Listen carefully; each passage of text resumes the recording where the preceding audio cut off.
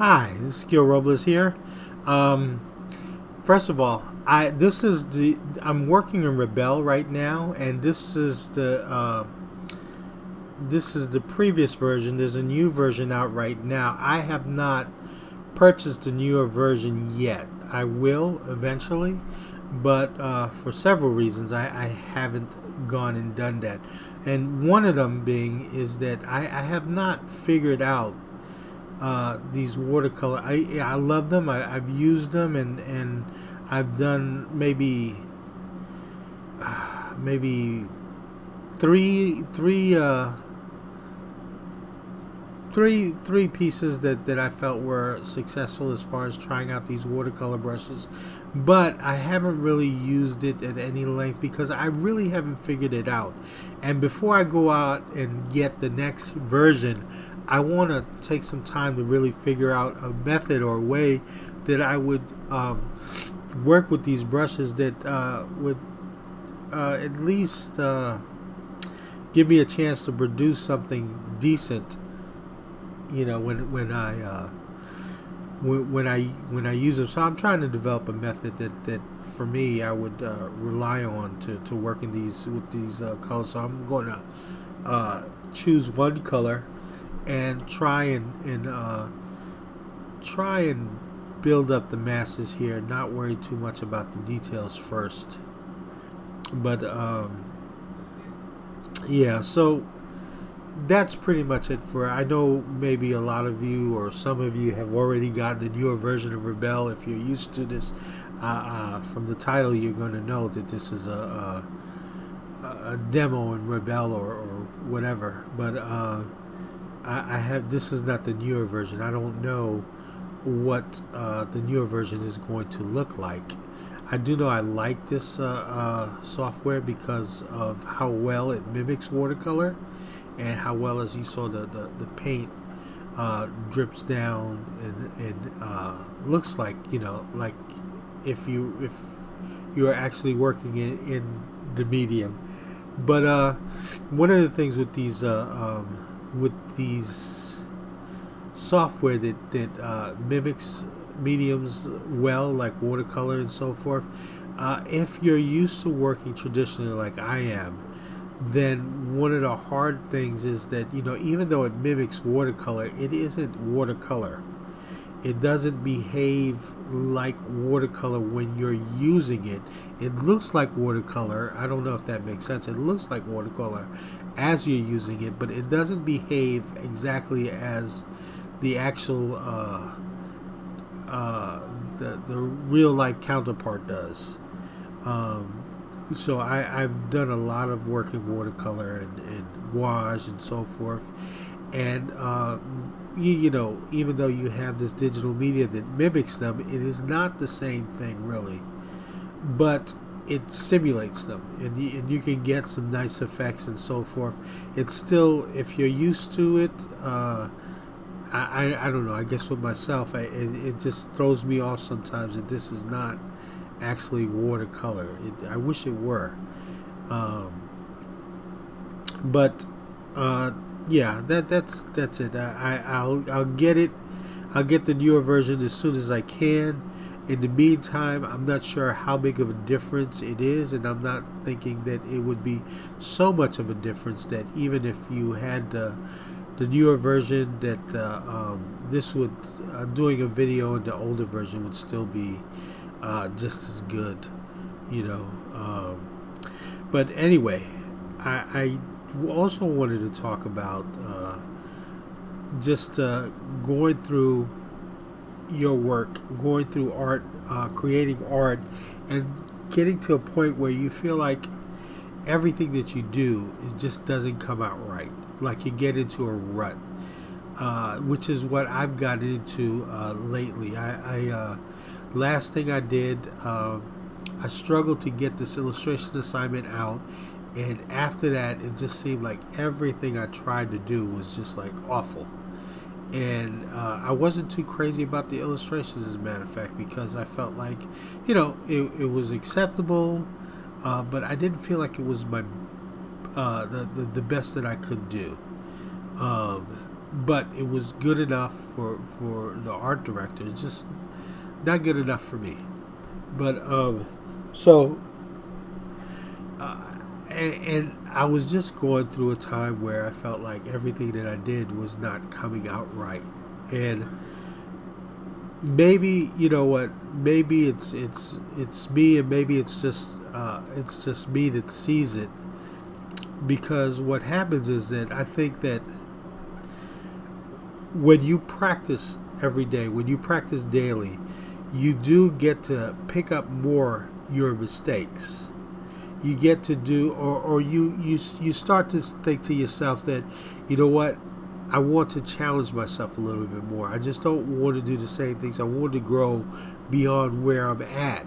And so I think what happens is that you start picking up a lot more of the mistakes that you make, and stop making excuses for them and thinking that, hey, I can't paint like this, I can't draw like this, I gotta do better than this. And so you start to challenge yourself more, and maybe you start to see more things, and that's not necessarily a bad thing.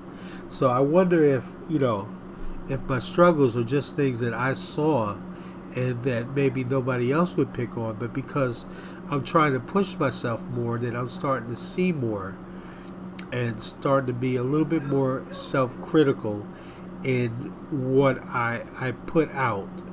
Um, so anyway, so I did. I mean, I did that illustration. I felt a little bit frustrated, and what I started doing was I started looking at everything that I did. And one of the things also, it may be attributed to working in digital painting a lot of times. And coming from a traditional art background, I want so much for what I do digitally to look like something that I did with traditional media. I want it to look natural in that sense. I don't want it to look like a digital painting. So I didn't want it so clean in terms of, in terms of how digital work would usually look. So I wanted it to have that natural look, as if it was done. And like I said, if water, like this is watercolor, as if I was working in watercolor. So this is the reason why I like Rebel so much, because you see these drips coming down, and I'm not worrying about it so much. I'll correct things as I go along, but for right now, I'll let it drip to see what happens, and to see if I could salvage some of that to give it that natural look, in terms of to give it that look as if it were actually done in watercolor. So, but when you work in traditional media, I guess what I started to do with the digital media is to get away from that look, and so I was very unhappy with the way things was coming out. I didn't like the fact that, I started to push for it to look like a digital painting instead of trying to make it look like something more natural. And I hope this is making sense. But I mean, so what I started doing was to look at everything that I did. And for a while, I wasn't doing anything in traditional media, because what happens is that I didn't have the time. I work a 9 to 5, and being able to come home and work on my computer is just a whole lot easier. And doing that, on the weekdays and on the weekends. And aside from drawing in pencil on my lunch hour at work and on my breaks at work, which is what I do on my lunch hour and my breaks, is I draw. But that pencil was the only traditional media that I was using. So I guess that's why the look started to get away from it looking more and more traditional, like what I was wanted to go for in the beginning, or when I started digital art, when I started using these digital programs. So, but I started to, but what it made me do, because I was so unhappy with the work that I was doing, was I started looking at it and started being more self-critical, and started to not throw things away so quickly, not get rid of a bad drawing or bad painting so quickly before I get a chance to examine it. This is something that I've read a long time ago. There's a book called The Art Spirit, and I've mentioned it on other videos. And it was a book written by the students of a very, very popular teacher at the time named Robert Henry, and I believe he taught at the Art Students League.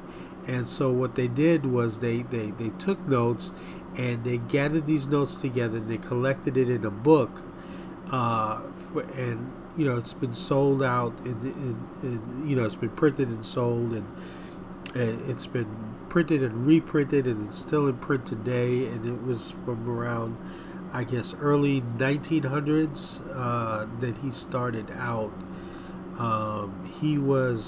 I'm not sure if he was part of that Ashcan School of Painters in New York, but he definitely knew them. So anyway, one of the things that Robert Henry had instructed his students was that not to discard their work so quickly, not to throw it out, but to, whenever they do something that they didn't like, that, don't discard your failures so quickly, because take the opportunity to look at them and to learn from them and to discover what made that painting or that drawing a failure in your eyes. Why did you feel like you didn't succeed with it, so that you could learn, you learn as much from the things you failed to do as, probably learn more from the things you failed to do than the things that you actually accomplish, because you can only accomplish these things after going through all these failures, after failing, because failure teaches you what not to do, teaches you what you need to look at. So before you discard a painting or drawing, you look at it and you examine it and you learn from it, and you figure out what it is that you need to change in your art to make your art better, so that you don't continue to repeat the same mistakes. Now, with me, there are certain things that remain a challenge, and that I have to tell myself at the beginning of every painting or every drawing, because I know right away what the challenges are going to be for me.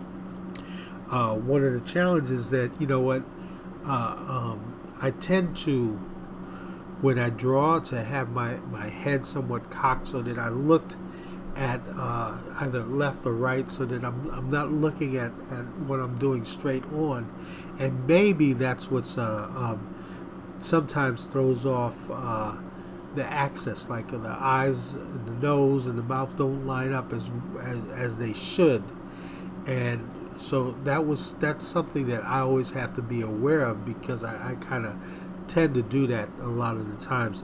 So, but it's only after examining my paintings or my drawings and figure out what it is that throws me off, or throws my draw, what it is that I'm doing. And so, I mean, those are some of the things that you learn. Also, one of the things that I started doing was to pay more attention to what I do at the beginning. Some people learn, and they either have a very strong start and a weak finish, or a weak start and a strong finish. Either way, it has to be strong all the way throughout. So what I try to do was to think about what I do in the beginning, because I usually have a very weak beginning, and that comes from wanting to go too fast, wanting to get to the end product without building up my painting or my drawing. And I remember a remark that was made by my instructor, who just looked at what I was doing, and he told me, "Are you trying to finish the painting in one day?" There are people who can paint that fast, and I understand that. I'm not talking about doing something as far as alla prima painting. And this is in regards to an oil painting that I did at the time. But what it was that I tried to get to the end before I take the time to build up the drawing, and that's usually a recipe for a bad painting, because you know what, you need to think about, or at least I do. I need to think about the structure of everything that I'm going to build this drawing or this painting on in the beginning, before I think about how it's going to end up. So it's anyway. Like I said, still having a difficult time, but trying to work through it and examine the things that I do now. I'm obviously recording this after the fact. I made this painting, and I do the recording over it. I do the voice over it. But at the end of this, I was at first kind of happy with the way this came out, but then on reflection, I started to notice things, and I started to not get as happy with the work, and that happens. But I was glad that I got to a point where I was able to finish something and be reasonably happy with it, rather than that miserable time I was having before. Which, again, it happens. It happens if noted illustrators like Norman Rockwell can struggle with the same thing, then I'm going to be struggling with the same thing. It's just part of growing, part of, and it's also a great thing in that it helps reveal my weaknesses in my drawing. It helps me to, if I'm open to examining it, like if you're open to examining your art and correcting your mistakes, then it only serves to make you a better artist. And so, which is what I'm striving for. I've been doing this for many years, since high school. I'm 54 now, so this has been a long trip. And one of the things is that I don't intend to stop. I intend to continue to learn and to be better. One of my heroes, as far as art is concerned, is a very, very old manga artist named Hokusai. You might have seen his famous woodcut with he did this Mount Fuji series, and he did this thing of these guys in a boat going up against a wave, the big wave, and it's a Japanese woodcut. But what Hokusai had said as he continued to work was how much better he wanted to continue to be. And one of the things he said is everything that he did before the age of 70 is utter garbage. Now, we might not all think so, but in his mind, he was thinking about how much better he wants to continue to be, how much better he wants to grow. And then he talked about in increments how much better, like, when he gets to be 105, he would have attained certain abilities, and then when he gets to be 110, and so forth.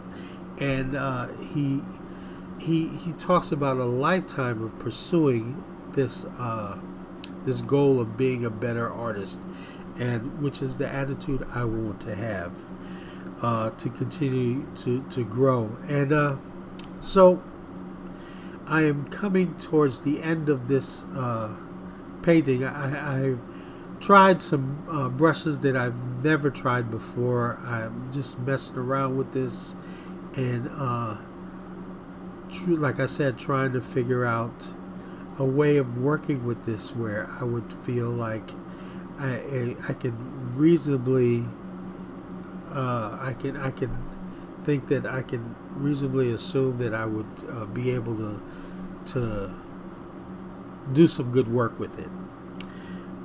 So it's not bad once I look at it. It's getting there, and it shows a lot of promise as far as my being able to work with the software. So at some point, I'm going to get the newer uh, Rebel. But anyway, I hope that my rambling was well. I hope I didn't go all over the place, and I hope I made sense. I hope that it helps. I hope in terms of thinking about art, because that's what I wanted to do. I mean, I guess I can do a straight out tutorial or whatever on the software, but like I said, I'm still trying to figure out the software as I go along. One of the things that's great about these softwares is that they're not too difficult to learn. But that's it. Again, thanks for watching, and see you soon. Bye bye.